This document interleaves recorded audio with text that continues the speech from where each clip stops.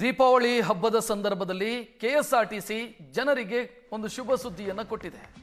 2500 ಹೆಚ್ಚುವರಿ ಬಸ್ಸುಗಳ ವ್ಯವಸ್ಥೆಯನ್ನು ಮಾಡಿದೆ. ಅಕ್ಟೋಬರ್ 17ರಿಂದ 20ರವರೆಗೆ ಈ ಹೆಚ್ಚುವರಿ ಬಸ್ಸುಗಳು ಕಾರ್ಯಾಚರಣೆಯನ್ನು ಮಾಡುತ್ತವೆ. ಹೆಚ್ಚುವರಿ ಬಸ್ ಸೇವೆಯ ಬಗ್ಗೆ ಪ್ರಕಟಣೆಯನ್ನು ಹೊರಡಿಸಿದೆ ಕೆಎಸ್ಆರ್ಟಿಸಿ. ಯಾವ ಊರಿಗೆ ಎಷ್ಟೆಷ್ಟು ಹೆಚ್ಚುವರಿ ಬಸ್ಸುಗಳನ್ನು ಹಾಕಲಾಗಿದೆ ಅಂತ. ಯಾಕೆಂತಂದ್ರೆ ಈ ಖಾಸಗಿ ಬಸ್ಸುಗಳು ಏಕಾಏಕಿ ತಮ್ಮ ದರವನ್ನು ಹೆಚ್ಚು ಮಾಡಿಕೊಂಡಿದ್ದಾವೆ. ಇದರಿಂದ ಜನರಿಗೆ ಊರಿಗೆ ಹೋಗೋದಕ್ಕೆ ಕಷ್ಟ ಆದಂತ ಸ್ಥಿತಿ ಇದೆ.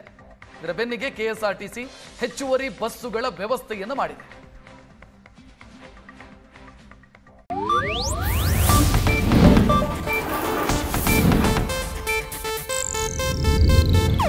ಇದು ಏಷ್ಯಾನೆಟ್ ನ್ಯೂಸ್ ನೆಟ್ವರ್ಕ್ ಪ್ರಸ್ತುತಿ.